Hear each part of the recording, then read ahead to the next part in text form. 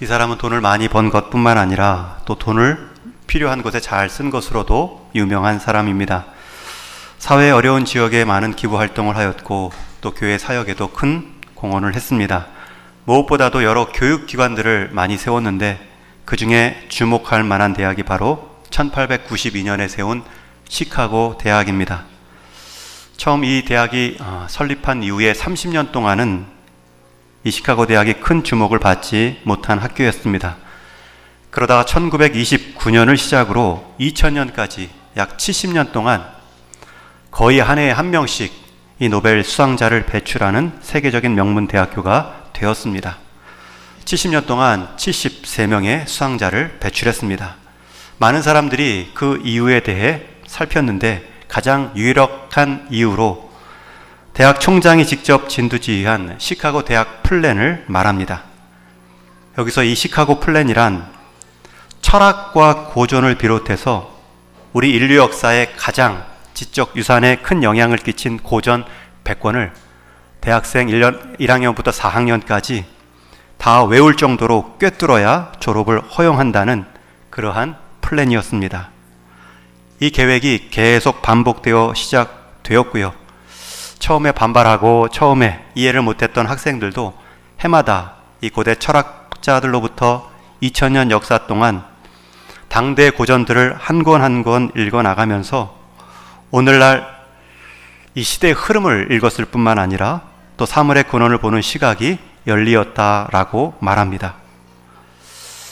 여기서 이제 많은 학자들이 말합니다. 많은 교훈을 얻었습니다. 지금까지 대부분의 사람들은 인류학에 쌓여온 그 고전을 그저 과거의 유물로만 여겼는데 그리고 앞으로의 미래에 대한 청사진만을 강조했지 이 고전에 대한 가치, 이 동서고금을 막론하고 모든 사람, 모든 사회에 같은 영향을 끼치는 그 고전에 대한 가치를 새롭게 깨닫는 계기가 되었습니다. 여러분, 시대는 바뀌어도 우리 삶의 변화는 사람들의 모습은 크게 바뀌지 않습니다. 하루 세 끼 먹는 것 비슷했을 것이고요. 또 낳고 자라고 결혼하여 다음 세대를 이어가는 그 큰 흐름은 변함이 없습니다. 그 시대 흐름 속에 변하지 않는 그 인류 역사의 가치들이 책으로 모아졌고 그것을 학생들에게 읽힌 것이 가장 큰 도움이 되었다 말합니다. 오늘은 오후에 우리 은퇴 예배와 또 주일학교 수료 감사 예배로 드립니다. 우리 주일학교만 한 계단씩 올라가는 것이 아닙니다. 우리 인생에도 여러 단계들이 있고요. 여러 직분의 변화가 있습니다. 저는 이 시카고 대학이 그 선진들의 책을 지혜로 삼으며 도약했던 것처럼 여러분 모든 선진들의 모범이 되는 선진, 모든 고전 중에 고전이 되는 하나님의 말씀과 우리 예수님의 자라남의 모습을 통하여서 우리가 어떻게 인생의 한 매듭을 짓고 또 어떤 마음과 목적으로 자라가야 할 것인지를 잠시 전하려고 합니다. 오늘 함께 읽은 말씀에 보면 40절 첫 절과 52절은 우리에게 중요한 힌트를 주고 있습니다. 우리 한번 같이 읽겠습니다. 시작.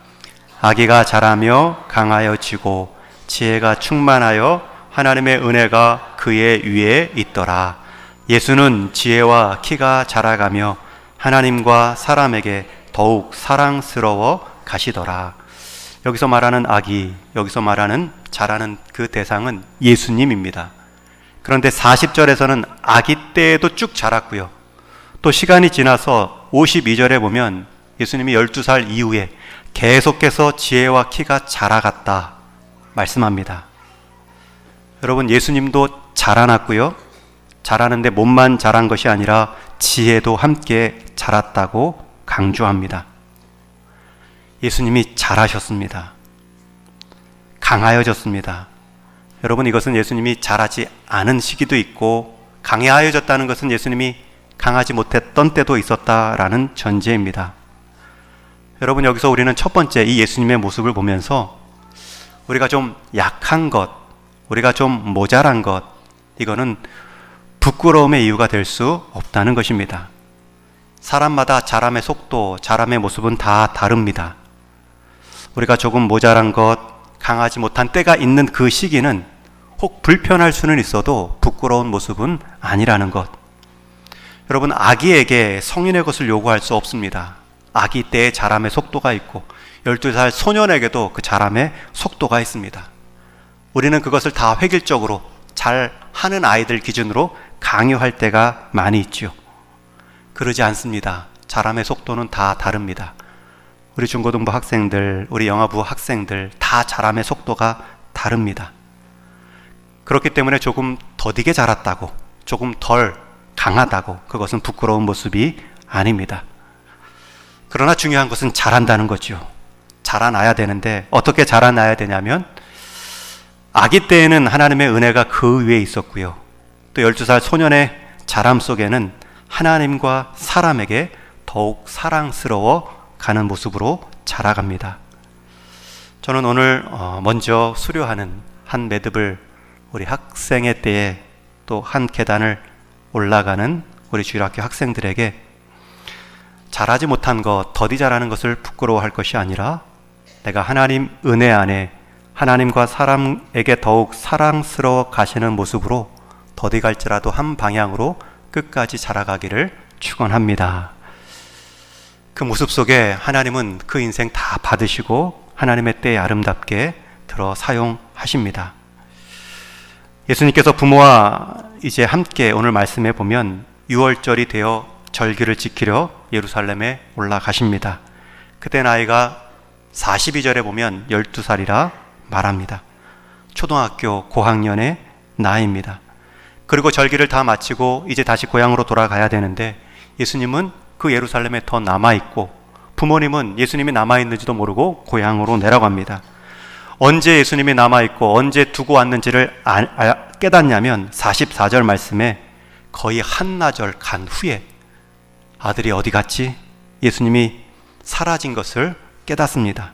그리고 부모가 즉시 발길을 돌려 다시 예루살렘으로 올라가는데 46절 말씀에 보면 무려 사흘 후에 그 예수님을 다시 만납니다.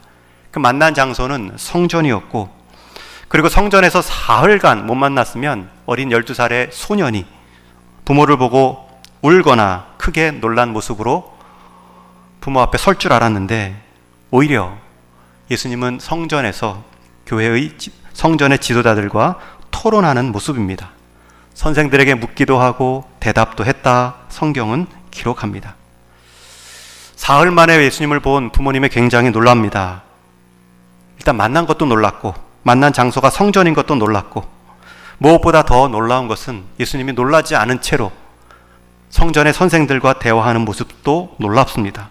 그런데 가장 놀라운 것은 예수님의 어머니 마리아가 묻지요. 어찌하여 이렇게 남아있느냐? 우리가 근심하여 너를 찾았다.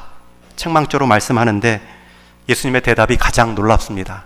49절 말씀인데 우리 한번 같이 읽습니다. 시작. 예수께서 이르시되 어찌하여 나를 찾으셨나이까?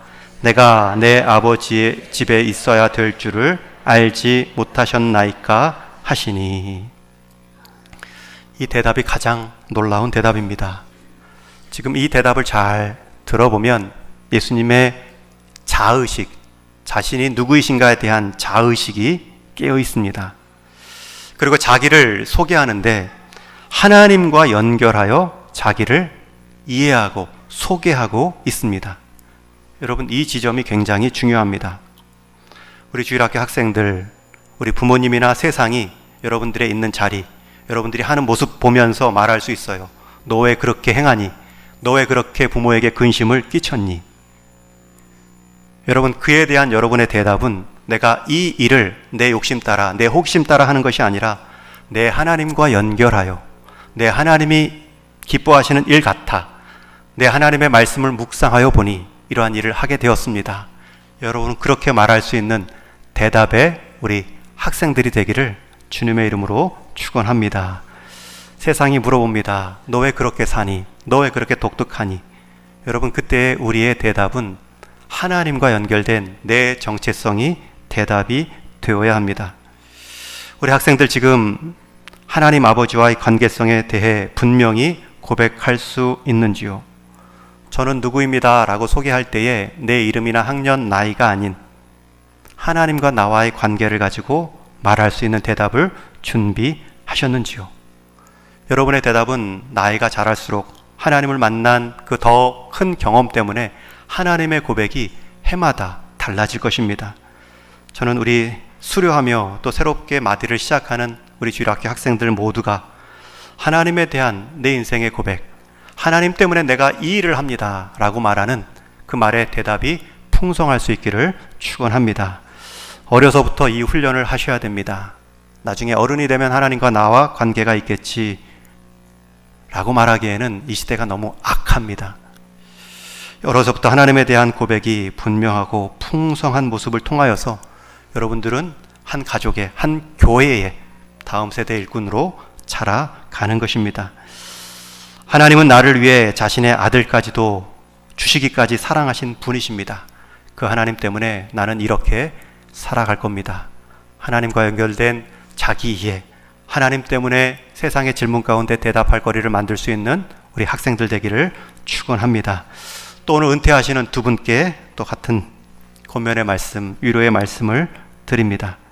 오늘 말씀에 보면 이 예수님의 대답을 들은 부모는 이해를 못합니다. 깨닫지 못하였다 라고 말합니다. 예수님이 12살이라면 12년 전에 이 아기 예수님을 얻었던, 우리가 성탄절에 나누었던, 주의 종에게 순종하여 주의 몸을 제가 드립니다. 마리아가 그런 고백이 있었고, 그렇게 성령으로 잉태된 그 마리아를 품은 요셉의 모습은 오늘 본문에서 찾을 수 없습니다.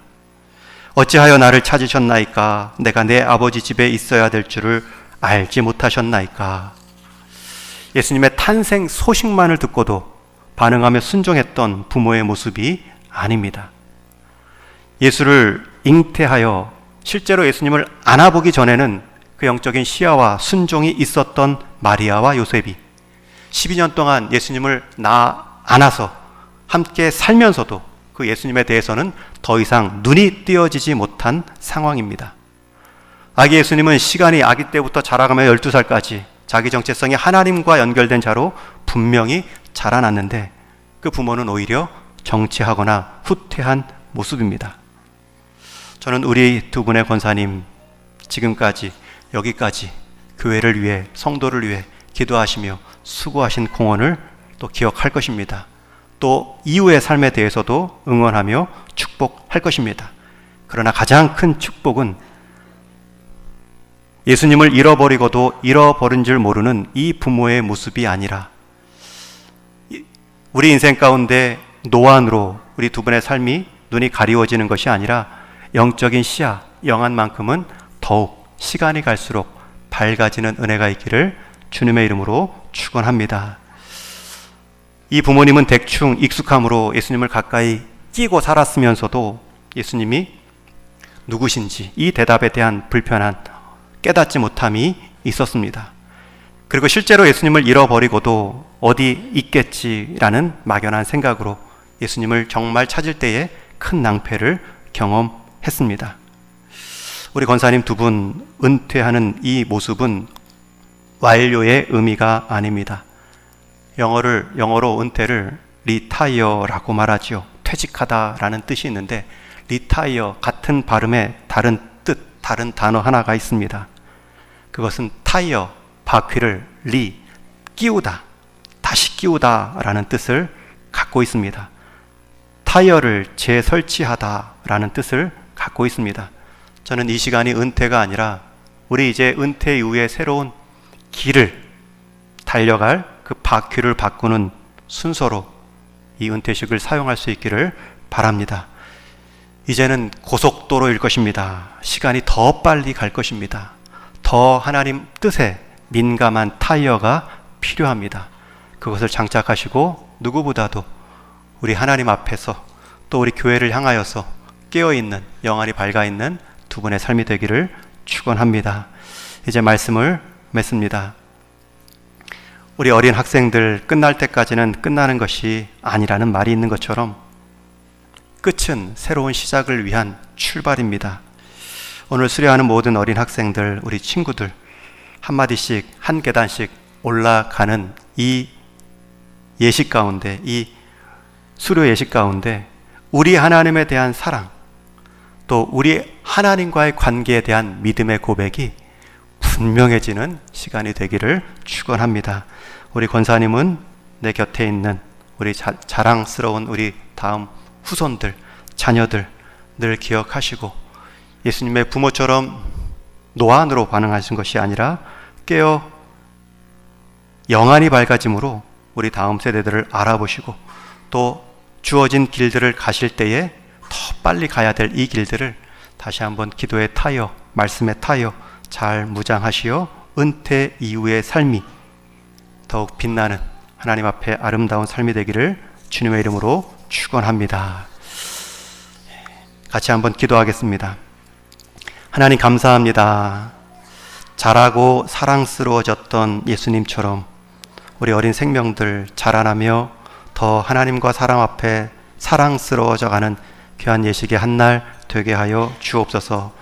또 예수님을 잊지 않고 또 마음에 두었던 마리아의 모습처럼 하나님의 말씀이 남은 우리 권사님 두 분의 노년의 삶 가운데 깊이 새겨지고 기억남을 통하여서 노안으로 마음이 위축되는 것이 아니라 영안으로 우리 하나님 나라를 더욱 소망하는 귀한 권사님들의 삶이 되게 하여 주옵소서. 우리 주님 예수님의 이름으로 기도하옵나이다. 아멘.